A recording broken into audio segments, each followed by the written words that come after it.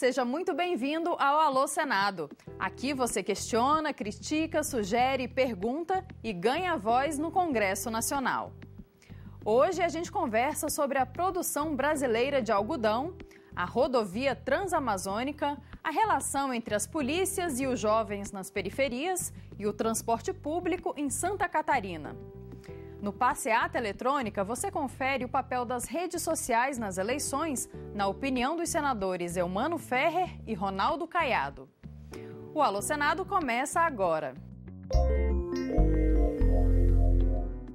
Você já ouviu falar no contencioso do algodão? Trata-se de uma disputa entre Brasil e Estados Unidos na Organização Mundial do Comércio. Durante uma audiência interativa que discutiu o estreitamento de laços comerciais com os norte-americanos, a Ana Flávia Schmidt mandou uma mensagem perguntando como ficou essa disputa. Ela diz que espera ver mais presença do algodão brasileiro no mercado interno. A resposta fica por conta do senador Blairo Maggi. Ana Flávia, primeiro o Brasil já é hoje um dos maiores produtores de algodão. O meu estado, o estado de Mato Grosso, é o maior produtor de algodão dentro do Brasil, tem 54% da produção nacional e um algodão de alta qualidade. Então, as roupas hoje produzidas no Brasil, elas são de algodão brasileiro e nós somos grandes exportadores também. O contencioso, que era uma briga com os Estados Unidos em função dos subsídios que eles praticavam e atrapalhavam o comércio mundial do algodão, foi resolvido num acordo que foi feito entre o governo brasileiro, o governo americano e a Associação dos Produtores aqui no Brasil, com a Associação dos Produtores Americanos também, e houve uma indenização por parte do governo americano para os produtores brasileiros. Esse dinheiro está sendo utilizado no desenvolvimento de várias tecnologias, de implantação de algumas indústrias também, para compensar, então, aquilo que foi retirado do produtor brasileiro. O importante do contencioso foi de que o dinheiro não veio para o cofre do governo brasileiro e ele utilizou de maneira geral dentro das suas contas públicas. Não, esse dinheiro veio para uma associação, foi criado um instituto, chama IBA, Instituto Brasileiro do Algodão, e esses produtores conseguem definir aonde o dinheiro está sendo aplicado e eu espero que façam uma boa aplicação. E o Brasil, então, liberou os Estados Unidos da retaliação, mas trouxe para cá mais de $1 bilhão de compensação. Quando a rodovia transamazônica vai ficar completa e em plenas condições de uso? Quem mandou essa pergunta para a gente foi o Getúlio Matheus das Neves Pereira, do Ceará. E quem responde é o senador Waldir Raupp.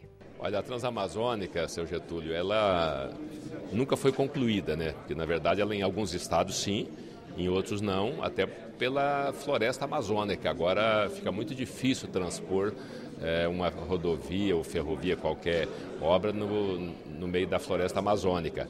Mas nós temos alguns trechos já concluídos, outros ainda em estado muito, muito difícil de conservação.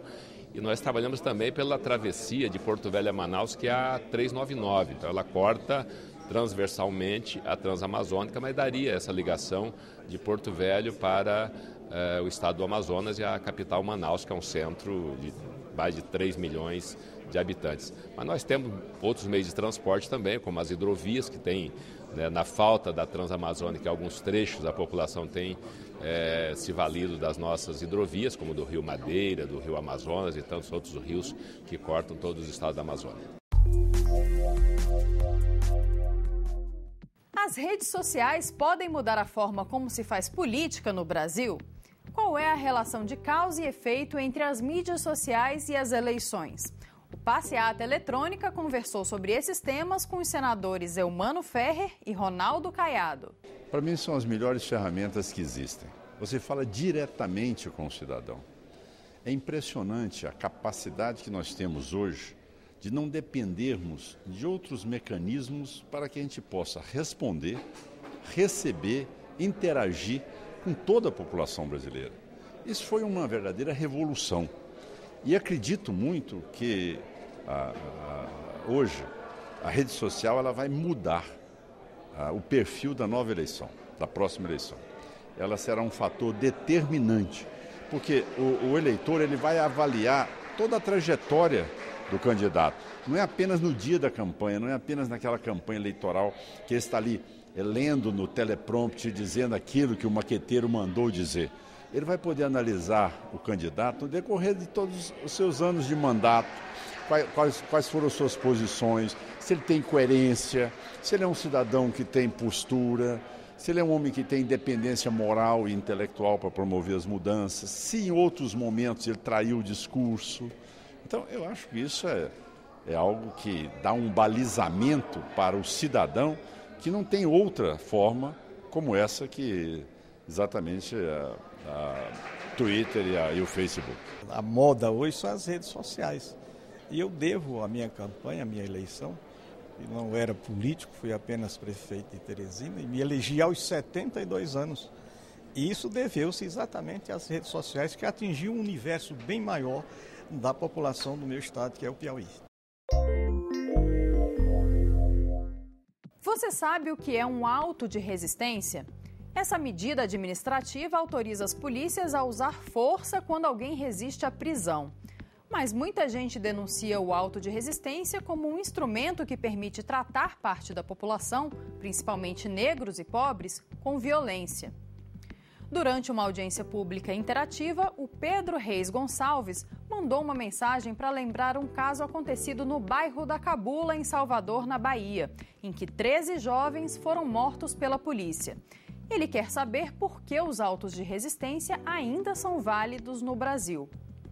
Quem responde à mensagem do Pedro é a senadora Lídice da Mata. Olha, eu acho que, como você usou na sua pergunta, os autos de resistência, eles não podem continuar sendo arquivados pelo Ministério Público sem uma investigação maior.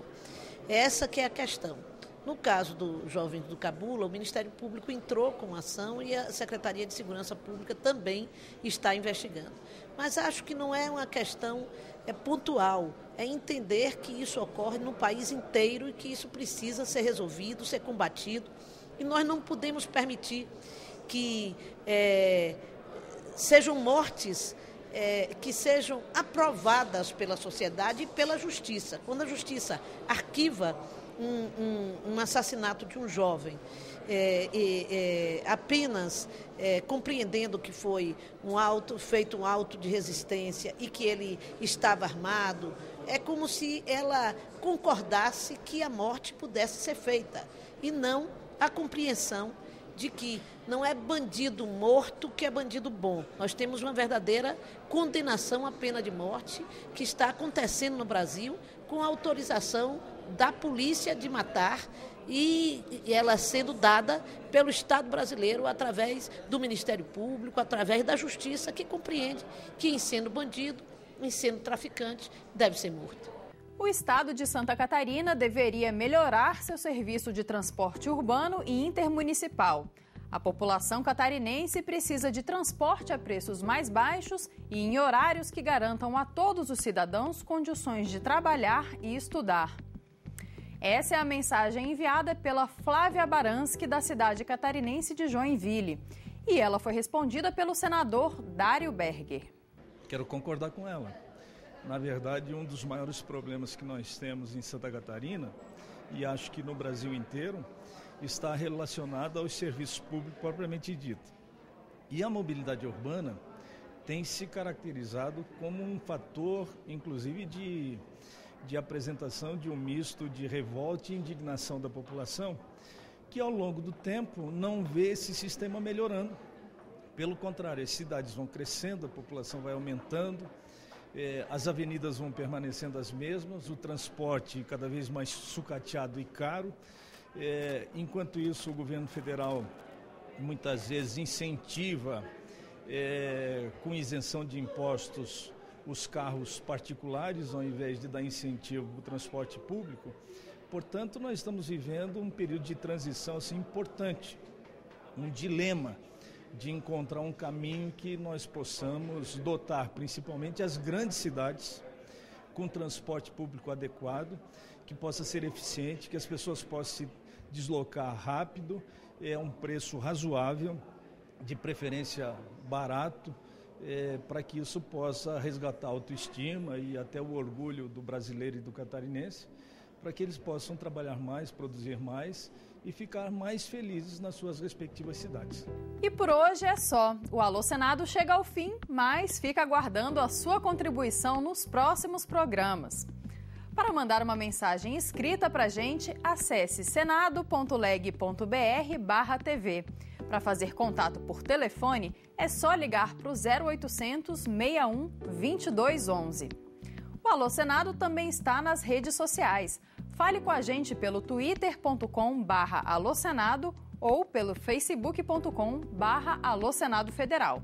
Se quiser escrever ou mandar a sua pergunta em vídeo para o nosso WhatsApp, o número é o 61 9966 1616. A gente se vê no próximo Alô Senado. Até lá!